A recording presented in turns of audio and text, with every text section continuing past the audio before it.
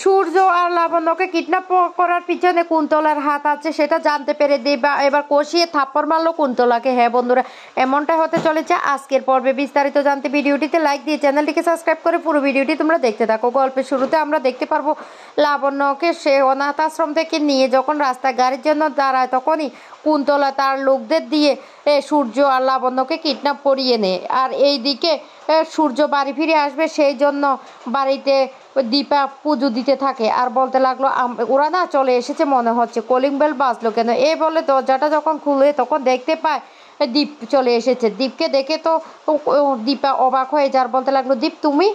ওরা কোথা? দীপ তখন বলতে লাগলো আমি গাড়ি আনতে গিয়েছিলাম, ওরা রাস্তায় দাঁড়িয়েছিল কিন্তু এসে দেখে ওরা নেই, চারিদিকে খোঁজাখুঁজি করেছি, তারপরে একজনের কাছে জানতে পারলাম একটা গাড়ি এসে জোর করে ওদেরকে তুলে নিয়ে গেছে। তখনই দীপা কান্নাকাটি শুরু করে আর বলতে লাগলো কি হয়ে গেল, কোথায় কে হারিয়ে গেল, কে কিডন্যাপ করে নিয়ে গেল? নিশ্চয় কিডন্যাপাররা ফোন করবে আমাকে, এখন পুলিশকে জানালে চলবে না, দেখি তো আমার মোবাইলে কেউ ফোন করেছে কিনা। এই বলে নিজের মোবাইলটা হাতে নিয়ে চেক করে কিন্তু কোথাও কোনো ফোন আসেনি। তখন দীপা বলতে লাগলো এবার আমি কি করব, কোথায় খুঁজবো ওদেরকে, কেন আমার সাথে বারবার এমন ঘটনাটা হয়?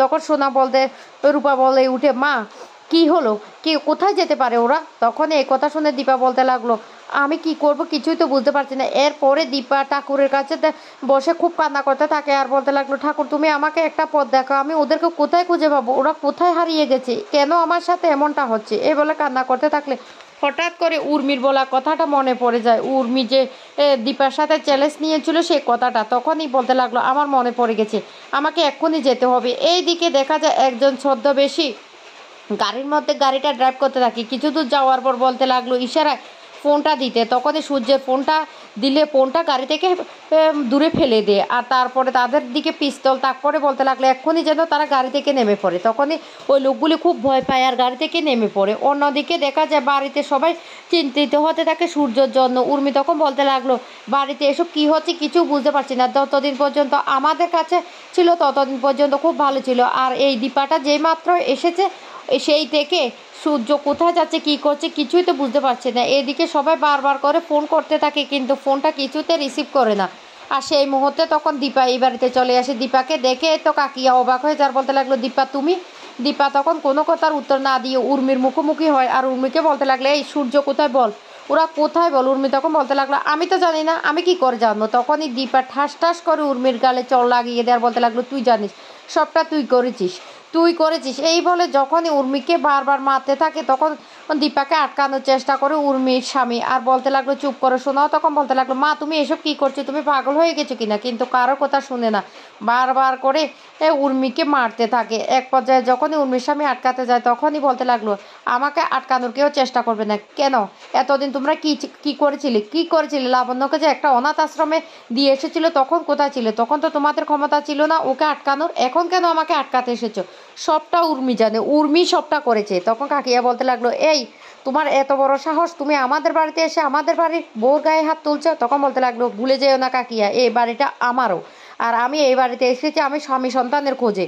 আমার স্বামী সন্তানের যদি কিছু হয়ে যায় আমি তাদেরকে কিছুতেই ছাড়বো না। তখনই সূর্যের বাবা বারবার বলতে লাগলো বড় বৌমা তোমার কোথাও ভুল হচ্ছে, কিচ্ছু হয়নি, তোমার ভুল হচ্ছে। তখন বলতে লাগলো বাবা আপনি আমাকে আটকাতে আসবেন না, একদম আটকাতে আসবেন না, আমার কিচ্ছু ভুল হচ্ছে না।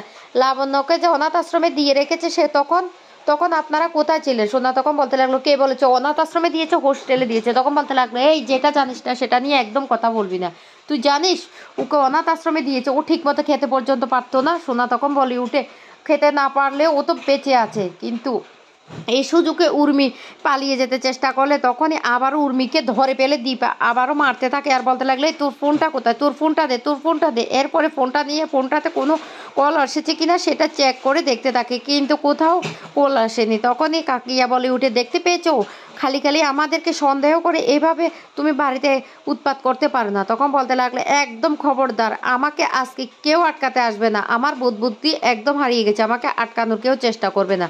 সোনা তখন বলতে লাগলো মা তুমি যদি আর একবার যদি কাকিয়ার গায়ে হাত তোলো তাহলে আমার থেকে খারাপ কেউ হবে না। এই কথা বলতে তখনই সোনা বলে উঠে তোমাকে কিন্তু আমি আবারও বলছি। এদিকে লাবণ্যর জ্ঞান ফিরে আসলে লাবণ্য বলতে লাগলো আমি কোথায় আমি এসেছি, এটা কোন জায়গা?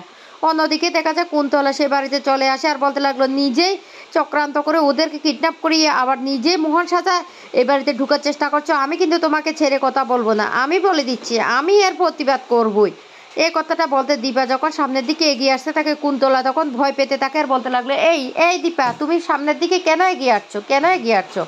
তখনই কোনো কথার উত্তর না দিয়ে দীপা কুন্তলার গালে ঠাস ঠাস চড় লাগিয়ে দেয় আর রীতিমতো ভয় পেয়ে যায় সবাই। কাকিয়া বলতে লাগলো, তুমি আর কি বুদ্ধি সব হারিয়ে গেছো, তুমি বয়স্ক মানুষের গায়ে এভাবে হাত তুলছো? তখন বলতে লাগলো, আমার ছেলেটাকে শেষ করে দিয়ে এখন আমার গায়ে হাত তুলছো, তোমাকে আমি ছাড়বো না। দীপা তখন বলতে লাগলো, হ্যাঁ আমি যদি কোনো কারণে জানতে পারি এসবের পিছনে তুমি হাত আছো, তোমার হাত আছে, তাহলে তোমার ছেলের মতো তোমাকে আমি শেষ করে দেবো। সোনা কিছু বলার চেষ্টা করলে বলতে লাগলো, খবরদার আমার সামনে কোনো কিছু বলতে আসবি না, তাহলে আমি কিন্তু তোকে ছেড়ে কথা বলবো না, আমি কিন্তু স্পষ্ট জানিয়ে দিলাম। এই কথাটা বলতে থাকে তখনই আরও রেগে যা কুন্তলা। কুন্তলা বলতে লাগলো, আচ্ছা দাঁড়াও এবার আমি কি করি দেখাও। দীপা তখন লাস্ট ওয়ার্নিং দিয়ে বলতে লাগলো, তোমার কিন্তু অবস্থা আমি খারাপ করে ছাড়বো।